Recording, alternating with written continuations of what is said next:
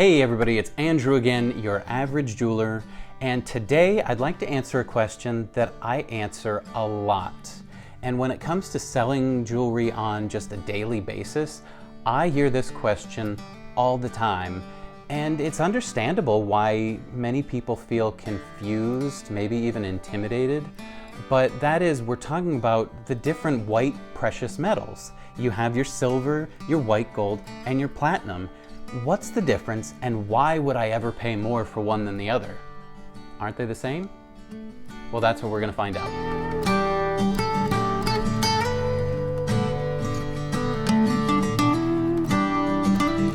Hey, if you've been here before, thank you for coming back. If you're new, please consider subscribing. All of you, if you'd hit the like button so more people can see this information and get these videos, it actually does help to share them. But today, as I said, we're handling a question that I answer a lot, and the answers are somewhat simple. I feel like everyone out there, all of you, are going to be able to understand this, but that is, which white metal should I be buying and why? And is there even really a difference between them? We're going to start with maybe the most common and what is the most affordable of these three, and that is silver. And you see silver in all kinds of jewelry. You see it all over the place. It's been around obviously a long time. It's a precious metal. And most of the time you see what we call sterling silver. And you might see 925, which represents 92.5% pure silver. And then they'll use other metals in there to try and make it a more durable alloy. An alloy being a mixture of different metals. So you have 92.5% pure silver, and then you have other metals mixed in for usually practical reasons. Sometimes cost, but pure silver is pretty soft, so it does need a little bit of help for what we like to use it for. Now, obviously silver as a basic metal and just as a general commodity is less expensive. And so that translates into the end cost. Now, like anything, when you have to work with a material of cost, that does increase the end price of it exponentially. And you actually see more price increase on lower value commodities many times.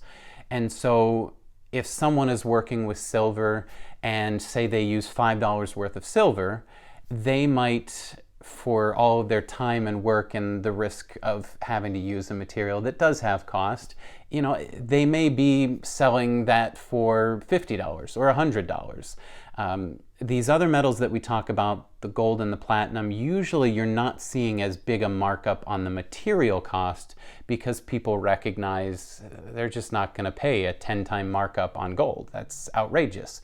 But there does have to be some markup, because otherwise, why would they be doing it? They have no reason to make a piece of jewelry and let it sit in a case for someone to come by where they had to invest a lot of money to do it. So the point is, with silver, there is usually a little bit more markup on the upfront, but it's so much less expensive than gold and platinum that it translates into a lot less expensive piece. Now, on the practical side of things, what am I going to notice if I say go with silver versus these other options? Well, the first thing is there's usually very little noticeable difference when you buy it new in terms of aesthetics or how it looks. They all look very similar to each other when they're brand new. And some of that has to do with white gold and silver are often rhodium plated, which rhodium is a platinum family metal that is used for plating pretty commonly. Both silver and white gold, it's very common, and it makes things look bright and polished and mirror-like, and it wears off over time, but it's generally not terribly noticeable considering that you are getting scratches and patina on your jewelry anyways. But when they're new, it's pretty hard to tell the difference. Even with what we call the bare metals or non-plated metals, it's pretty hard to tell the difference when they're all polished. But in a more practical sense, I'm more of a pragmatic jeweler for those that know me, but in a practical sense, silver is very soft, as I mentioned. And even using something like sterling silver can be very soft given the application. Now, if you're wearing something in a pendant, usually there's less of a practical concern with something like that. Usually with a pendant, you're dealing with tarnishing. It may go black over time, the color may change. Some people are very good with keeping up with it and cleaning it. Other pieces can be very difficult to clean them without damaging the piece over time. So they're thinking more about the discoloration and the aesthetic look over time.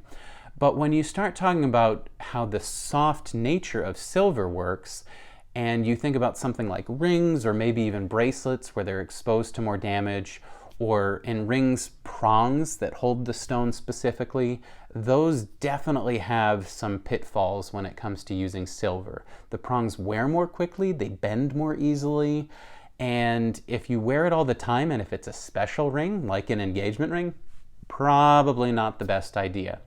That's not to say that some people will balance the cost and figure, oh, well, maybe I'll buy a different one, in a few years or whenever the timeline might look like for them. But for most people, you want something like an engagement ring to be lasting. You want to be able to hang on to it for a long time. And in those situations, you really don't want to be using something like silver. It does have some very obvious disadvantage on the practical front. So let's talk about white gold for a little bit. White gold, in a practical sense, is fantastic. It's actually a great metal for many, many different things. And gold, as a nature, is both a very tough metal. It's very malleable by itself, but we're usually using alloys to make them a little more strong in that sense. But it's very tough. It's hard to break.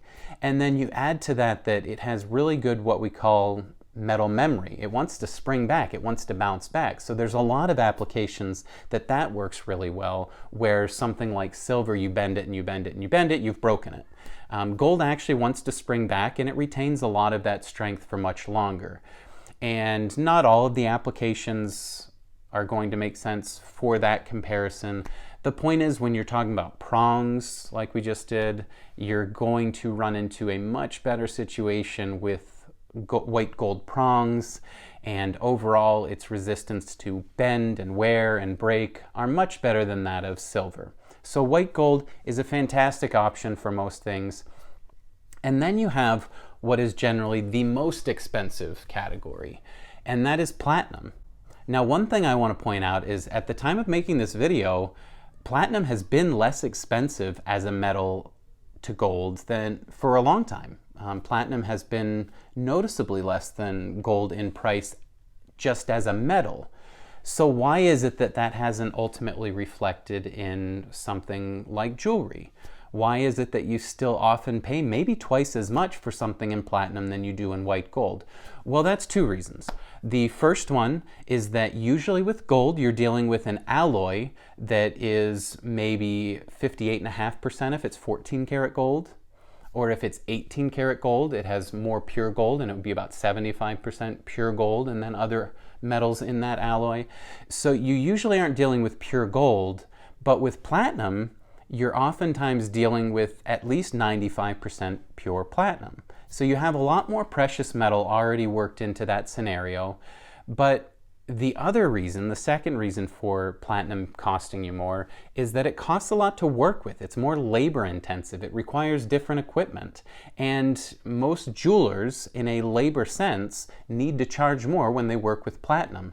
One example is that platinum doesn't just polish right down like a lot of other metals. You actually have to sand it down, which is one of its strengths in the long run, because it doesn't transfer from itself. It stays with itself. It's very tough, and it's going to last longer in that sense.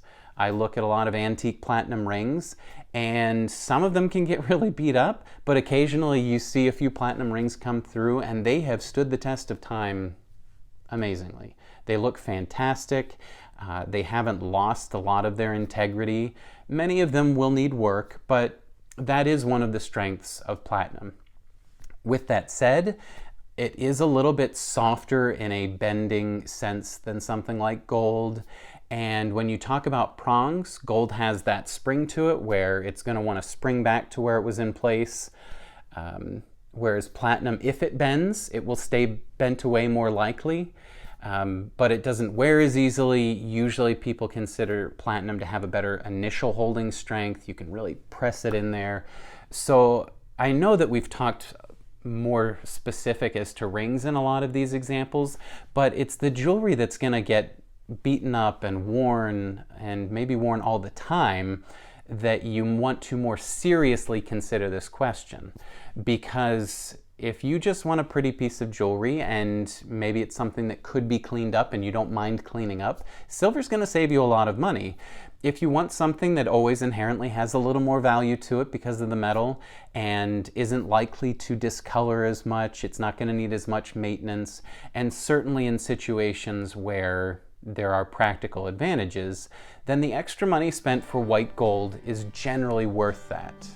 Now, when you start talking about platinum, usually you want that specific look. Platinum tends to patina a little more gray. It's a little bit cooler in nature.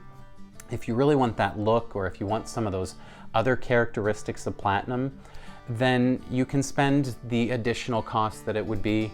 But for my purposes, I usually end up settling on white gold. I think it's a fantastic alloy. It is kind of in the middle, although the price jump from silver to gold can be a bit, and you just have to weigh those things out.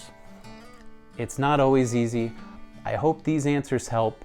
I hope that you're able to get what you need out of this. And if you haven't subscribed, hit the subscribe button below. If you haven't liked the video yet, please do that so we can share this with more people. And I hope you keep coming back so we can keep learning together.